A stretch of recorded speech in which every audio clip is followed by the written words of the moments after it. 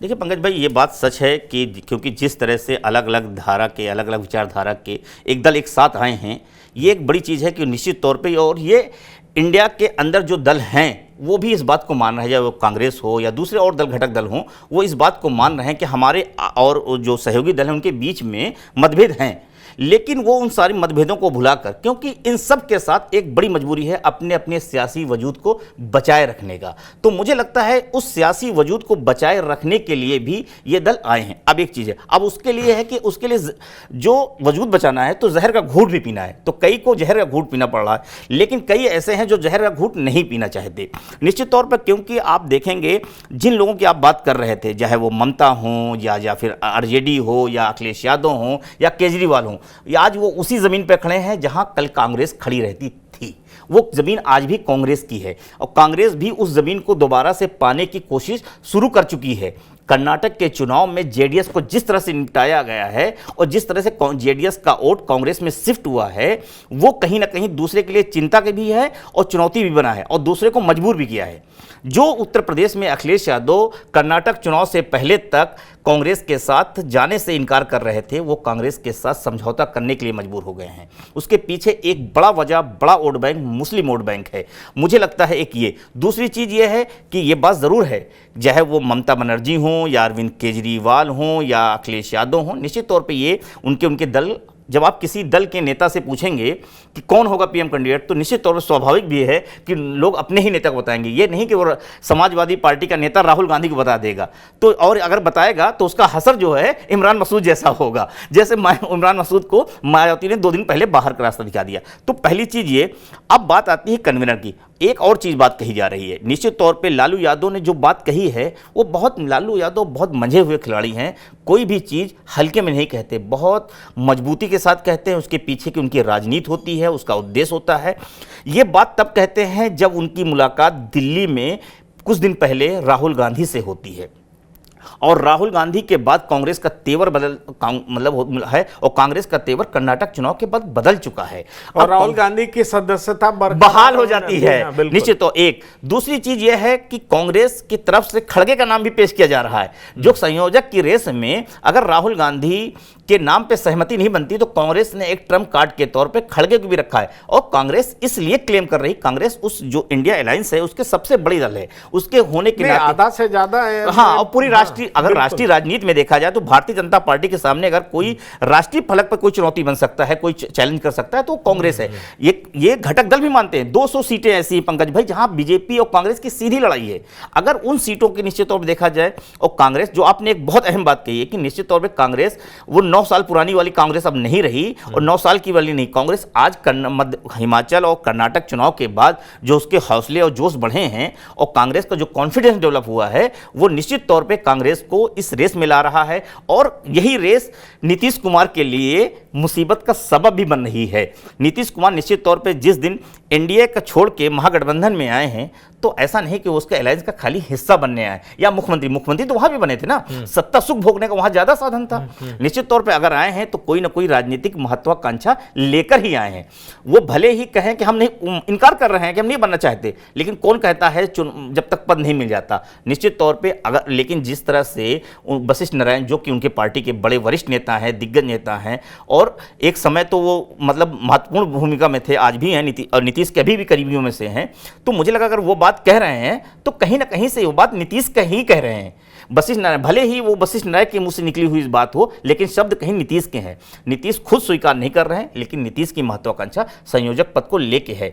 लेकिन कांग्रेस, देखिए ये तो नीतीश स्टाइल ऑफ पॉलिटिक्स है। वो 43 एमएलए था तो वो सीएम नहीं बनना चाहते थे, फिर भी उनको बना दिया गया। निश्चित तौर अभी वो कहेंगे मैं संयोजक बनना नहीं चाहता हूं, फिर भी उनको लोग बना देंगे। मतलब ये उनका स्टाइल ऑफ पॉलिटिक्स है और मैच्योर्ड पॉलिटिशियन जाहिर तौर पर अपने तरफ से कहता नहीं है कि मैं ये पद लूंगा वो लूंगा, इस तरह की बात है। और एक बात बेहद अहम है कि वो एक रेस्पेक्टफुल एग्जिट बिहार के पॉलिटिक्स से तो चाहते हैं। और अगर मैं अपने आरजेडी के सूत्रों से बताऊं तो बात ये थी, जो कि आरजेडी के कई बड़े नेता दबी जुबान में ऑफ द रिकॉर्ड कहते हैं कि 4 महीने की डील थी, मतलब 4 महीने बाद वो केंद्र की राजनीति करेंगे और ये तेजस्वी बिहार के सीएम होंगे। 1 साल से ऊपर हो चुका है। तो आरजेडी ने भी अपनी स्ट्रैटेजी को बदल दिया और आरजेडी को लगता है कि लोकसभा चुनाव तक नीतीश कुमार को ले जाइए, वो कहीं और जा ना सकें और इनके साथ मिलकर के हम बीजेपी को बिहार में पटक दें। अगर बिहार में पटक दिया तो बीजेपी के रास्ते में हम बड़ा रोड़ा बनेंगे और ये क्रेडिट किसको जाएगा? तो ऑब्वियसली लालू प्रसाद को जाएगा। तो लालू प्रसाद का कद और बड़ा होगा, आरजेडी और राष्ट्रीय फलक पर दिखेगी कि किसने किया, तो लालू प्रसाद ने किया, जो कि एक बार उन्होंने आडवाणी को गिरफ्तार करके जो ख्याति प्राप्त की थी। तो जाहिर तौर पर, क्योंकि आप पिछला 5 साल देखें, इस लोकसभा को देखें, तो आरजेडी का एक भी एमपी लोकसभा में नहीं है। राज्यसभा में मनोज झा बोलते हैं, लोकसभा में इनके यहाँ सीबीआई के रेड्स होते हैं, सीबीआई जाती है या ईडी के होते हैं, कोई बोलने वाला होता नहीं है सदन में निश्चित तौर पे। तो आरजेडी अभी फिलहाल इस रणनीति के तहत राजनीति कर रही है कि लोकसभा चुनाव में हर हाल में नीतीश कुमार के साथ बने रहना है। लेकिन लालू प्रसाद कभी नहीं चाहेंगे कि नीतीश कुमार को अकेले संयोजक बना दिया जाए और राष्ट्रीय फलक पर उनका कद इतना बड़ा कर दिया जाए कि अगर लालू आरजेडी सेकेंडरी हो जाए, इंफीरियर हो जाए, ये भी कभी लालू प्रसाद नहीं चाहेंगे, क्योंकि जानते हैं लालू प्रसाद कि 2005 में अगर आरजेडी को हराया गया था तो नीतीश कुमार को आगे करके हराया गया था और पिछड़ों को अति पिछड़ों में इन्होंने बांटा था। रामविलास पासवान को छोटा करने के लिए दलित को महादलित में, पासवान अलग कर दिया, बाकी को अलग कर दिया।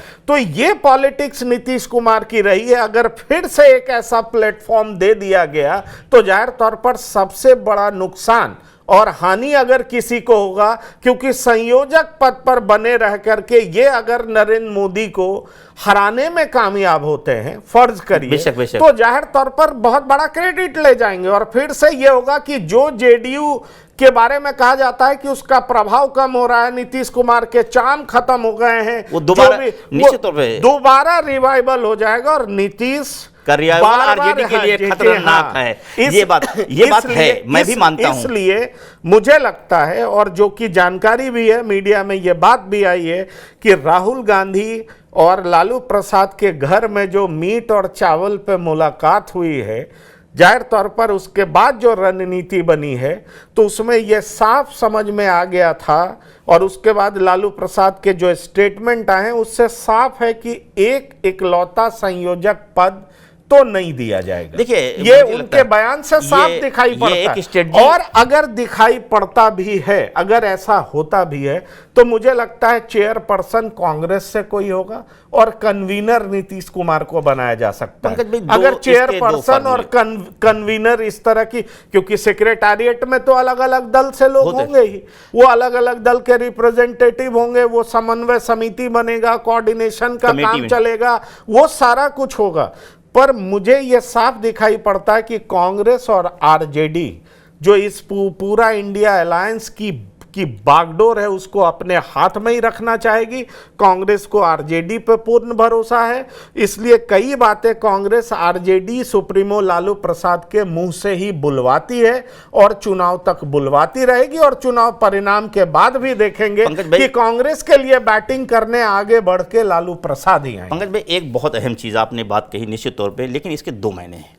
दरअसल एक तो संयोजक पे जो बातें हैं और 3-4 संयोजक बनाने की बात है, तो मुझे लगता है कि वो 3-4 संयोजक बना के जो उसकी महत्ता है उसको भी थोड़ा सा डाउन करना चाहती हैं और 3-4 बांट के अगर एक संयोजक बना देते हैं तो बीजेपी के सामने भी एक नैरेटिव खड़ा करने का मौका मिल जाएगा कि नरेंद्र मोदी के सामने कोई ABCD कोई भी, नीतीश राव जो भी बनाएगा, वो बीजेपी एक नैरेटिव खड़ा करेगी। मुझे लगता है कि एक ये भी स्ट्रेटजी हो सकती है कि एक संयोजक न बना के 3-4 संयोजक बनाए जाए।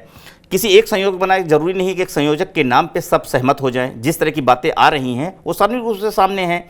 न नीतीश के नाम पे अगर कांग्रेस या आरजेडी नहीं तैयार हो रही है, तो कांग्रेस के नाम मतलब नीतीश के नाम पे नहीं तैयार हो रही कांग्रेस और दूसरे दल नहीं हो रहे हैं, तो कांग्रेस के नाम पे फिर ममता, अखिलेश ये दल नहीं तैयार हो रहे हैं, तो एक चीज़ आपस में मतभेद तो है। तो एक उसका रास्ता है जो बता रहे हैं 3-4 संयोग बना के उसको बांट सकते हैं 3-4 स्टेटों में, जो फार्मूला लालू ने दिया है। लेकिन एक और भी चीज मैं बता रहा हूं कि हो सकता है संयोजक बनाया भी ना जाए। हाँ, ये बात भी है। पहले कांग्रेस की कोशिश यही है कि संयोजक पद, कांग्रेस का पूरा फोकस होगा कि सबसे कॉम्प्लिकेटेड चीज है सीट का डिस्ट्रीब्यूशन, हाँ। कि हम एडजस्टमेंट कैसे करेंगे, कौन कहां लड़ेगा, बंगाल में लेफ्ट और कांग्रेस का समझौता कैसे होगा, उसके बाद केरल में लेफ्ट और कांग्रेस का समझौता कैसे होगा, दिल्ली पंजाब में, उत्तर प्रदेश में अखिलेश यादव एक फॉर्मूला लेकर के गए। देखिए, मुझे उत्तर प्रदेश में बहुत कॉम्प्लिकेटेड नजर नहीं आता, क्योंकि कांग्रेस की हैसियत ही 2.33% है। तो मुझे लगता है अखिलेश यादव कांग्रेस को साथ ऑन बोर्ड लाएंगे, लेकिन कुछ सीट देंगे। और जो अभी फॉर्मूला मीडिया में आ रहा है, जिसकी चर्चा है कि 48 सीटों पर अखिलेश खुद लड़ना चाहते हैं और 32 सीट आरएलडी, कांग्रेस, कृष्णा पटेल की पार्टी, इन तमाम लोगों में बांट देना चाहते हैं। अगर इतना बड़ा दिल अखिलेश यादव दिखाते हैं जिसकी चर्चा है, तो ये बहुत बड़ी बात है।